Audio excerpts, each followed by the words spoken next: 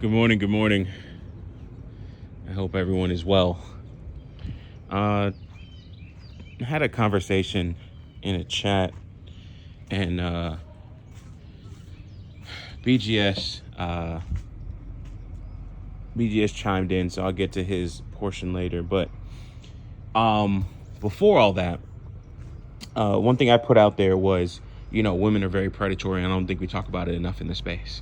BGS came back and pushed back and said, hey, listen, we do talk about it, but a lot of black men are ashamed. Hopefully he can do a video on it. I might put money on that, to be honest. Actually, I will put money on that. BGS money coming. So he said that we do talk about it. And what I see or don't see is an emphasis of it, right? Like, we talk about it in terms of, like, women picking X, Y, and Z. Actually, let me go to my premise. Let me start there. I say women are predatory because they pick ancient men. They pick men that are quote unquote fun, but they pick men that will let them get away with their bullshit. They pick men that they can control. They pick men that they know that this man won't leave, can't leave. They pick men that are fresh out of prison, and then they have to use the woman's address or something like that so he can get out, and then you put that on their paperwork. Then she acts all bad and all this other shit, and then he can't leave because this woman is disrespecting him and trying him, and he can't do anything about it because he might go back to jail. These women know this. If you watch a recent Pink Book Lessons video where she talked about those twins that the bad twins, the bad baby or the bad ghetto twins, whatever. One of the women, she talked shit about her baby daddy, saying that he hasn't worked, he can't do anything, and you got a felony, so you can't go nowhere, some shit like that. I don't think I'll clip it or anything like that, but go and watch that and you'll see, like, Pink Book's evidence talking about this whole subject matter. So they pick men that can't do anything. They pick men that are disadvantaged in some way, shape, or form. And then, of course, the system allows them to pick these men, the system allows them to take advantage of these men that they picked, right? And it's crazy. I'm trying to remember, damn it, BGS had said something, man, and I almost wanted to be the title, and I may put it in there. I can't get out of the video part of the app, but I could probably look at it on my iPad or something like that, but I don't think I'm going. Anyways, but, oh yeah, there we go. They pick compromised men. And, like, that right there stood out to me. When women talk about men being predatory and putting information and propaganda out there about men going to different countries, men doing all these different things to pick women that will stay with them, that'll be submissive, that will cooperate, that will have their children, that will be stay-at-home wives and things like that, and give them a life of leisure that they would like, but in what's it called? What do they call it? I want to say reciprocate, but in exchange for that, this man will protect, and then this man will also control some parts of your life. Like, you do not have direct access to money. That's okay, because the man will pay for everything, and then anything you do, you have to go through him. Well, women, black women, especially in the U.S., don't like that at all. Modern women, period, don't like that at all. Black women are very much so taught not to like that at all when it comes to relationships in Black America. Like, they are taught to get your own, have a degree, and, never depend on a man for shit, by their mothers and sometimes by their fathers, especially if the father's there and they see what's going on. Hey, make sure you don't bring these boys around the house and all this other stuff. Or if the father does try to control, it's kind of weird, because the father will say things like, hey, listen, you need to do things for yourself, never depend on a man for nothing, but hey, you should also get married to a man and then have kids, and then he should provide for you, right? Which is, by saying that, you are saying depend on a man if he's going to quote unquote provide for you. So even Jason Black, he had a stream last night, and I didn't watch the whole thing because after a while it just seemed like he was talking and lecturing to the women. So at that point you can kind of see, like, it was like boom, it was hitting the wall. But in that video, these women were 19 and talking about how they want $1 million houses and all this other stuff. And how they want $1 million houses and how they expect a man to provide, or do they want kids. But one woman was like, oh, do you expect to be married? And she's like, no. And I'm like, so how do you expect to have kids? Oh my God. And then, the horror just sinks in. You want to be a single mother, and you know it. And this goes even back to what Ed always says, women are a single mother in their head long before they even have the baby. And you could see it in the way that, these women start to do certain things or start to say certain things where that kind of contradicts, hey, I want a good loving relationship so I can build a family and have kids and have this multi-million-dollar house and have all this other stuff. So do you want to get married? If I can. Like, what? So how do you expect to build this family and do all this stuff? Anyways. But this plays a little bit into my point. They know what they're doing. And, they had that hashtag a while back, they know. So they know exactly what they're doing. They know exactly how the right men to pick. So when you see a lot of these women, and again, this is the reason why I want this emphasized more and talked about more, is not just because of the passport bro stuff and how these women will talk about these men are predatory for one reason or another, but these women are predatory here. These women know who to actually go after here. When you look at that OnlyFans chick that talked about Austin Hollerman, on that show, oh, these men are licks and all this other stuff. Or if you look at even, I think it was like, not Nyla says, damn it, it's Real Talk with Yanni. Some chick calls in and says, the men in the deal are the black men that go to the deal. Okay. First off, she talked about how the white men, usually when they invite them back to boats and stuff like that and parties, usually they're down there on some party shit.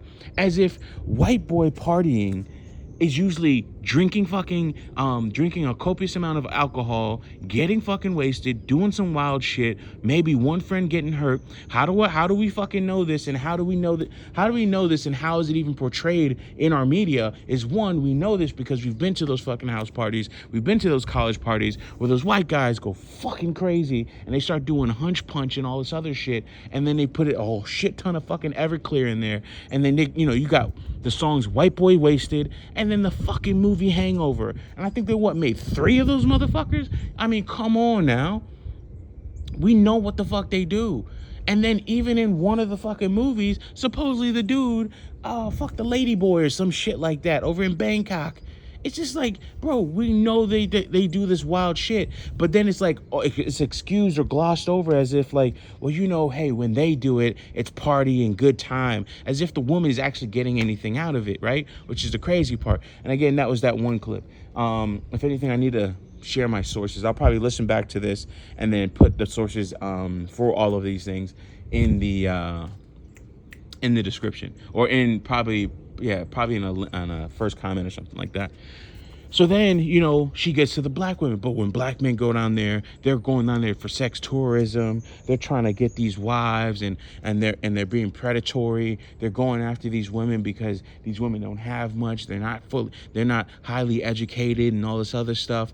Pretty much projecting, their thoughts or their white colonialist thoughts or colonist thoughts on women or the indigenous culture. And black women are doing this. They're saying white supremacist shit on the indigenous culture, as if these indigenous cultures don't have school systems. They don't have any type of infrastructure or anything like that. And yes, they do not have it in comparison to the first world. So we have first world black women going off and talking about second and third world black women. And these people don't even understand where they would love to go to some place like New York, but then you have countries, and those aren't like New York City, like, and these aren't the biggest cities in the world, and they're talking as if, oh my God, it's a big deal to go to these places. When in other parts of the world, you have far larger cities, and then they act like it's some big deal. Like, anyways, I'm going off on a tangent with that, but they usually act. The point I'm making there is a lot of these women will think that the U.S. has top of the line, best of the best, so on and so forth. Man, for a while, U.S. was a second world country. For a while, the U.S. was a third world country, developing, making more industry, trade, and all this other stuff. And they developed into a first world country. Before this, there were countries and kingdoms that were actually first world and degraded to second and third world. And then you actually even had, like, just countries in Europe that were more well established, already had roads and other things in place, infrastructure in place to facilitate trade, to facilitate exploration, so on and so forth.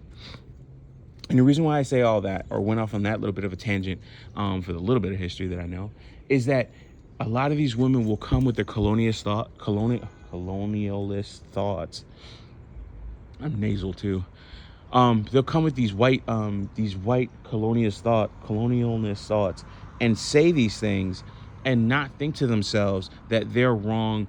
They're actually saying these things to the detriment of other women. They're saying these things as if they're better than other women. Like, you see this over and over and over again. Oh, them traffic here. You see this over and over and over again, and it's not called out because you have these predatory behaviors. And okay, going back to what this woman said, which I think the lady is like, I don't know, something about it seemed like a lie to me. But one thing that was getting me is that the way she said it, she started talking about black men and how they do this and how they go down there to these countries and these women have these conversations and how these men are licks.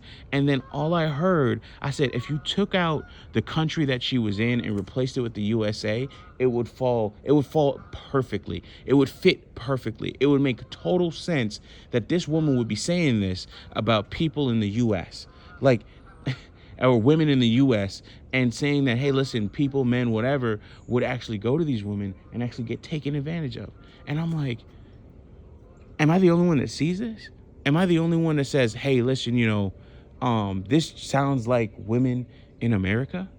This sounds like, women, using men for drinks, drugging men and taking them back to the room, Cardi B, drugging men when they go back to the room and then taking them for everything that they got, especially if they're tourists, as if these women, and that's an extreme case of predatory behavior. I'm talking about predatory, I should be focusing really on predatory behavior in relationships. So when you see this, like when you see women talk about this stuff and they talk about how men do this and how they're going to these other countries, they're being predatory and all this other stuff, how are they being predatory when they provide? And then you really start to see through the bullshit. And let me close and land my plane here because I'm having a problem saying colonialism and colonial. I don't know why that word is like escaping me today, but maybe I'm a little bit too fucking heated about this shit or hyped up. But you see a lot of these women say this stuff when they're doing the same exact thing. You're seeing a lot of women saying how men are doing these things at the detriment of these women. And what it really is that men are taking their resources and going somewhere else. Not even well-to-do men, just all men. Because supposedly, it's all Dusty's going over there. So that means even the guy at Burger King is now a passport bro. Even the guy working the fries, upgraded from janitorial or whatever, and he's making the fries now, or he's head chef or head cook at some restaurant or something like that, an IHOP or better. And this guy has just about enough just to pay his rent, but somehow he finds enough money and to get a ticket and go overseas, and then hey, listen, that's just a ticket. Oh, tickets are cheap. You think the ticket's the only thing you have to pay for if you go overseas? People acting like these men have family in these different countries and they have, oh, okay, I can stay with my uncle and them. You serious? Going to the fucking Philippines. I don't got no damn relatives over in the Philippines, especially that I know of, although Jamaicans are everywhere, but whatever. But that's one thing. I rambled there, so this will probably be under the category of ramble. But that's the thing that kind of kills me about a lot of this stuff is that we see these tropes, we see these panels, we see this bit of propaganda, we hear this bit of propaganda, we read this bit of propaganda where these black women or where black men will say that black men are the white men of our community, when in actuality black women are the white men of the community. They have the laws that favor them. They have all these different things that actually put them in a more favorable position, and then somehow, some way, they're also the victim as well. I mean, when you look at that, it's just like, damn, bro, you're a double minority. Like, it's like these women are double minorities in their own, or no, from being a double minority, which they're really not, but being a double minority and then being that minority, being in that minority is actually powerful. I mean, if you're the minority and you're getting these outsized, I won't go down there because I don't have the knowledge to really talk about that too much. So let me stop. But it's just kind of crazy when you see that